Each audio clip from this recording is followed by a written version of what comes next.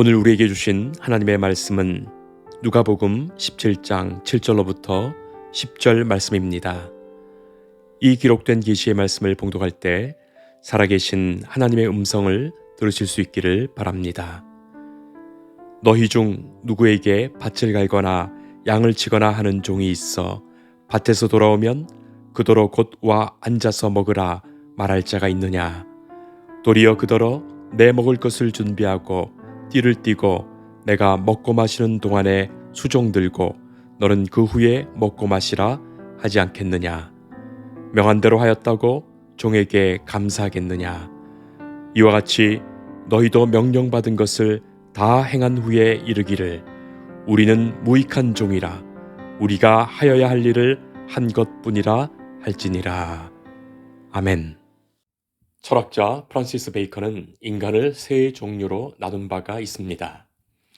거미형 인간, 개미형 인간, 그리고 꿀벌형 인간이죠. 거미형 인간은 일어나지 않고 잠만 자면서 남의 피를 빨아먹고 사는 이기주의적 인간이고, 개미형 인간은 근면하고 성실하고 조직력이 강하지만 결국 자기들끼리만 먹고 사는 개인주의적 인간이고, 꿀벌형 인간은 근면하고 조직력도 강할 뿐만 아니라 꿀을 따서 다른 벌도 먹이고 꽃을 피우고 인간에게까지 꿀을 제공하는 이타주의적 인간으로 구분한 것입니다. 서부 영화의 고전이라고 할 수 있는 석양의 무법자라는 영화가 있었지요. 1966년도 작품이고 제가 어렸을 때 TV에서 주말의 영화 같은 데서 하도 많이 보여주어서 참 재미있게 보았던 그런 영화입니다. 그 영화의 원 제목은 The Good, The Bad and the Ugly. 세상에는 착한 사람, 나쁜 사람, 추한 사람이 있다는 거죠. 우리나라에서도 그런 비슷한 제목의 한국판 서부 영화가 있었습니다. 배우 정우성, 이병헌, 송강호가 주연했던 좋은 놈, 나쁜 놈, 이상한 놈이라는 영화입니다. 자, 그런 류의 영화를 보면 언제나 좋은 놈이 이깁니다. 자, 그러나 지금 우리가 살아가는 현대사회는 어떻습니까? 오늘의 우리들의 사회는 어떻습니까? 베이컨이 구분했던 것처럼 또 그리고 서부 영화가 구분했던 것처럼 그렇게 간단치가 않죠.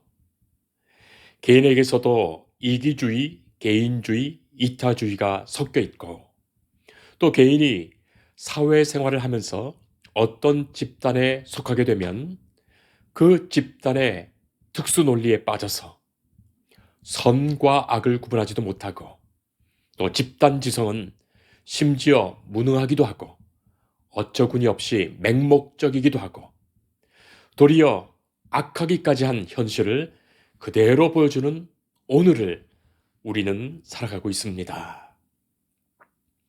착한 놈인 줄 알았더니 나쁜 놈이고, 나쁜 놈인 줄 알았더니 그래도 괜찮은 놈이고, 이상한 놈인 줄 알았더니 독특한 놈이고.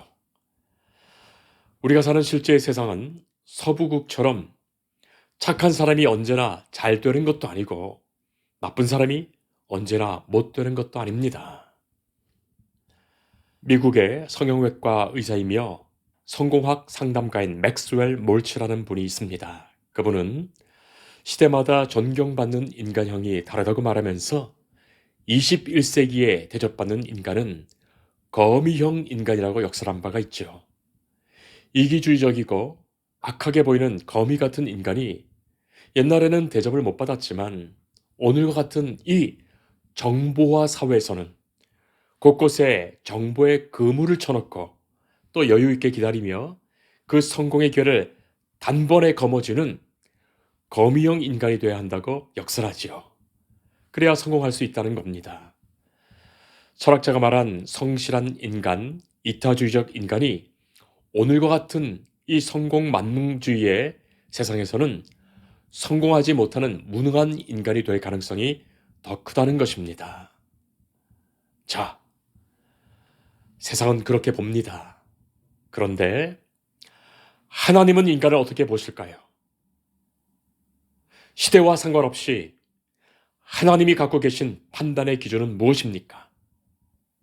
하나님이 기대하시는 하나님의 사람은 어떤 유형의 사람일까요? 오늘 본문에서 우리는 예수님의 한 비유의 말씀을 듣습니다. 밭을 갈거나 양을 치거나 하는 종이 있습니다. 그야말로 종입니다. 당시 근동 지역의 상황 속에서 종이 된다는 것은 자신이나 자신의 부모가 큰 빚을 지게 되었을 때 도저히 그 빚을 갚을 수 없는 상황에서 그 빚을 대신하여 그 집의 종이 되는 경우였습니다. 바로 그 같은 상황이 전제된 거예요. 우리말로 지금 종이라고 번역돼 있어서 조선시대 양반이 거느리는 종 정도로 생각하시는지 몰라도 예수님 당시로서의 종은 한마디로 인간이 아니죠. 보다 정확하게 번역하자면 노예입니다. 소유물 정도인 사람 아닌 노예이죠. 자, 바로 그런 노예인 종이 그 집안의 여러 가지 일을 도맡아 감당합니다. 밭을 갈기도 하고 양을 치기도 하고 주인의 식사를 준비하기도 하고 수정을 들기도 합니다. 종이 그런 일을 하는 것 당연하지요. 종에게 그런 일들이 맡겨진 것이고 지금 종으로서 마땅히 해야 할 그 일을 한 것입니다. 종은 주인이 명한 대로 충성스럽게 일합니다. 자, 그런데 주인이 그에게 감사하다고 말하는 법이 없습니다. 잘했다고 칭찬하지도 않습니다. 왜냐하면 그 종이 그 일을 하는 것 당연하고 지극히 마땅하기에 그렇습니다. 자, 그러니까 종이에요. 그것을 전제로 그 종은 자신의 모든 빚을 청산하는 것입니다. 주인이 그를 종으로 받아두지 않았더라면 죄인 되어서 감옥에 갇히거나 실형을 받았을 거예요. 자, 여기에 예수님께서는 한 말씀을 덧붙이십니다. 10절에 이와 같이 너희도 명령받은 것을 다 행한 후에 이르기를 우리는 무익한 종이라. 우리는 하여야 할 일을 한 것뿐이라 할지니라. 주님의 말씀입니다. 우리는 무익한 종이라. 충성스럽게 최선을 다해서 일한 후에 나는 그저 무익한 종일 뿐입니다. 그렇게 말하는 것이 마땅하다 말씀하십니다. 나의 할 일을 한 것뿐이라. 여러분, 이 비유가 도대체 무슨 뜻일까요? 예수님께서 왜 이 말씀을 하신 것입니까? 예수님께서 기대하시는 인간은 어떤 인간입니까? 우리가 잘 아는 찬송가 나 같은 죄인 살리신 그 은혜 놀라와. 이 찬송의 가사를 지으신 분은 영국의 존 뉴턴 목사님이십니다. 이분은 목사님이 되시기 전에 예수님을 영접하기 전에 노예를 팔고 사는 노예상이었어요. 비싼 값에 노예를 팔아서 돈을 벌었습니다. 사람을 사고 파는 직업이니까 동정심은 없습니다. 사랑이나 자비의 마음 조금도 없습니다. 주위의 많은 사람들이 그를 피도 눈물도 없는 냉혈 인간이라고 불렀을 정도죠. 매정하고 차가운 사람입니다. 그야말로 나쁜 놈입니다. 거미 같은 인간입니다. 자, 그런데도 세상에서는 잘 살고 있는 인간이죠. 그런데 그에게 하나님의 은혜가 찾아왔습니다. 마음에 큰 변화가 있었던 거예요. 존 뉴턴은 어거스틴의 참회록을 읽게 되었고 또한 삶의 몇 가지 사건이 계기가 되어서 성령께서 그를 사로잡으시며 그는 복음을 받아들여 예수님을 영접하게 됩니다. 이전에 자신의 삶을 깨끗이 청산하고 신학을 공부해서 목사가 됩니다. 당시에는 목회자가 사회적 존경을 받았고 권위가 있었지요. 그리고 목사의 예복이 바로 그것을 상징했습니다. 존 뉴턴 목사님은 평생 목사 예복을 입지 않았다 하지요.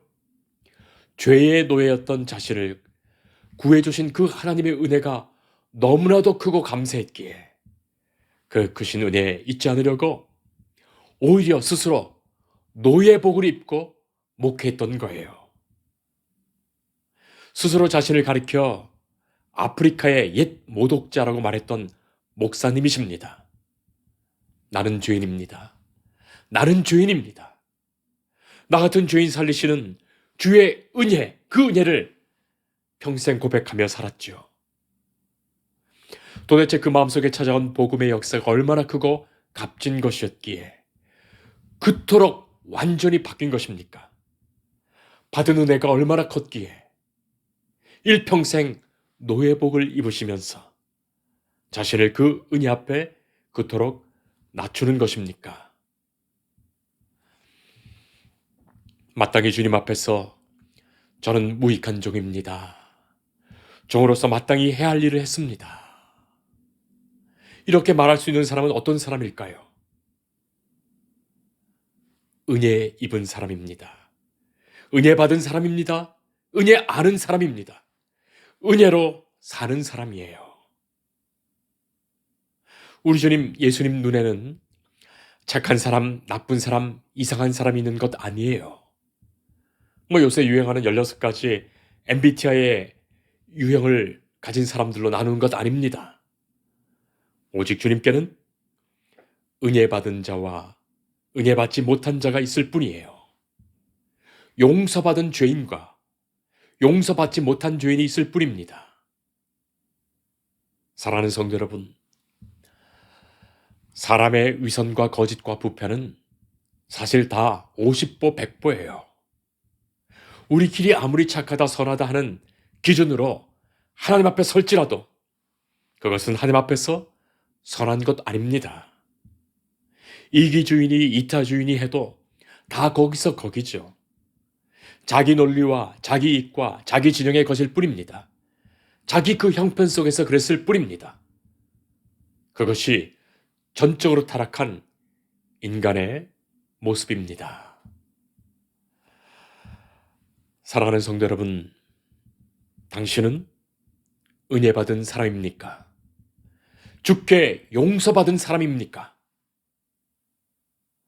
은혜 받은 사람은 언제나 자기 자신을 낮추지요. 은혜 받은 사람은 스스로가 충성합니다. 은혜 받은 사람은 그것으로 보상을 요구하지 않습니다. 죽을 수밖에 없는 죄인, 바로 그런 나를 구원하신 그 은혜가 너무나도 크고 감사하기에 그렇습니다. 예수님을 이제는 주님이라고 부릅니다. 그것은 내가 철저히 종입니다, 노예입니다, 그 고백을 전제로 하는 거예요. 그래서 주님이에요. 그것이 은혜 받은 이의 마음이고 심정입니다. 그리고 바로 그들이 그리스도인이요 성도입니다. 도무지 종이나 노예 같지 않으면서 예수님을 주님이라고 부르는 이들이 얼마나 많습니까? 은혜 받은 마음이 전혀 없으면서 오히려 주님 앞에서 자기가 상전이 되어 주님을 종같이 부리려 하고 내 권리, 내 이익, 내 명예를 요구하고 있으니 말이죠. 사도 바울은 편지 곳곳에서 예수 그리스도의 종된 나, 자기 정체성을 분명히 고백했습니다. 자기를 소개하면서 예수 그리스도의 종된 나 바울은 하나님의 은혜의 선물에 따라 내가 종이 되었다고 고백하지요. 자신을 만삭되지 못하여 난 자와 같다고 말합니다. 쉽게 말해서 10달 다 채우지 못하고 태어난 덜 떨어진 것과도 같은 내게 부활하신 주님께서 만나주셨다고 고백하지요. 지금의 내가 나 된 것 오직 나와 함께 하신 하나님의 그 크신 은혜로라. 그의 고백입니다.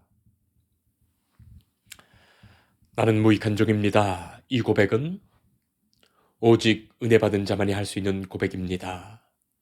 죄 용서를 받은 죄인만이 들을 수 있는 고백입니다. 예수님을 주인으로 알고 나는 종일 뿐입니다. 내가 종으로서 감당한 것, 그것마저도 주님의 특별하신 은혜입니다. 오직 은혜의 사람만이 진정으로 예수님을 주님으로 모시기에 주께 드릴 수 있는 진심의 고백이지요. 오늘도 하나님께서는 우리에게 물으십니다. 너는 과연 은혜 받은 자인가? 사랑하는 성도 여러분, 여러분 중에는 주를 섬기며 또 구역에서 봉사하시고 교회에서 직분 감당하시고 또 헌금하시고 교회를 위해 기도하시고 이웃에게 전도하시고 또 교회 여러 곳에서 봉사하시고 그래도 이만큼은 주의 일을 감당하시는데 때로는 몸을 돌보지 않고 남편 밥 차려주는 것도 잊어버리고 애들 학교 보내는 것도 잊어버리고 교회에서 봉사하며 일하는데 주님, 제가 어찌 무익한 종이겠습니까? 그래도 이만큼은 괜찮은 사람 아니겠습니까? 그렇게 혹시 생각하실지라도 예수님은 오늘 말씀을 통해 말씀하십니다. 종은 자신의 행위를 근거로 해서 어떠한 공로도 주장할 수 없다고 선언하십니다. 오늘의 이 비유의 말씀은 자신의 행위를 근거로 그 업적에 걸맞은 그 보상을 당연히 요구할 수 있다는 당시의 바리새적 사상을 정면으로 거부하는 말씀입니다. 또한 예수님의 이 비유는 하나님 앞에서 인간이 참으로 죄인이며 참으로 연약하고 작은 존재라는 것을 분명히 보여주고 있죠. 하나님께서 영원히 죽을 수밖에 없는 이 생명, 심판받을 수밖에 없는 이 생명, 우리 주님께서 십자가에 피 흘리신 그 사랑으로, 십자가의 그 사랑으로 우리의 생명, 내 생명의 값을 사셨는데 멸망하여 영원히 절망치 않도록 주의 구원의 감격과 그 크신 은혜로 우리를 인도하셨는데 그 앞에서 우리는 아무것도 내세울 것 없습니다.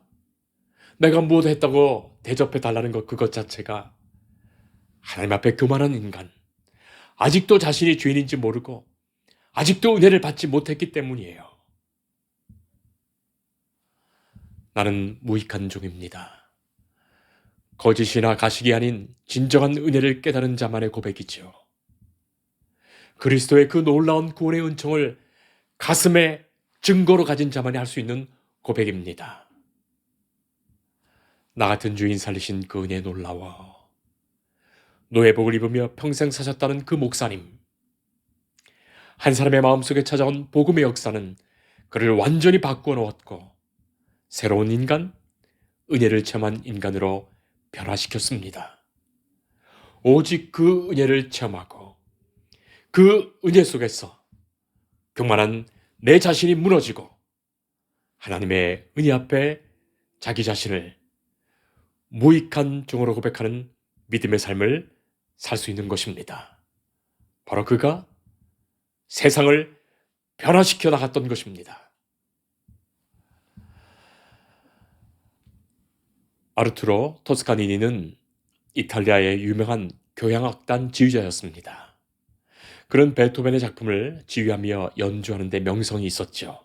어느 날 이 토스카니니가 펜실베니아주 필라델피아에서 이 필라델피아 교향악단을 지휘했는데 지휘하기에 매우도 어려웠던 베토벤의 교향곡 9번이 순서에 있었습니다.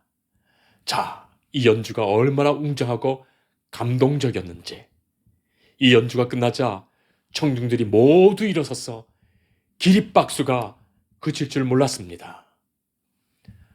토스카니니는 거듭 고개 숙여 인사했습니다. 그가 악단 쪽으로 돌아서자 단원들도 인사했죠. 청중들의 박수와 환호는 계속됩니다. 단원들도 웃으며 박수를 쳤습니다. 마침내 토스카니니는 인사를 마치고 청중에게서 등을 돌려 단원들을 쳐다보며 단원들에게 이렇게 말하죠. 여러분, 저는 아무것도 아닙니다. 정말 아무것도 아닙니다. 그리고 여러분도 아무것도 아닙니다. 모두 베토벤 덕입니다. 우리가 다 하나님께 이렇게 고백하면 좋을 것 같습니다. 하나님, 저는 아무것도 아닙니다. 모두가 하나님의 은혜요, 하나님의 덕분입니다. 세상을 변화시킬 복음의 능력과 믿음의 역사는 바로 이 고백 속에 임할 것입니다. 우리는 무익하나 하나님께서 우리를 유익하게 사용하실 것입니다. 기도하겠습니다. 주님의 은혜일 뿐입니다. 주님의 긍휼과 용서와 구원이 있었습니다. 오직 그 은혜로만 살게 하옵소서. 하나님이 나를 사랑하시어 베푸신 그 사랑에 오직 응답하며 고백하며 살아가는 남은 생이 되게 하옵소서. 하나님 앞에서 사는 삶에 기쁨이 있습니다. 이제는 남은 우리의 생이 주님의 기쁨 되는 은혜의 삶이 되게 하옵소서. 예수님 이름으로 기도합니다. 아멘. 주님을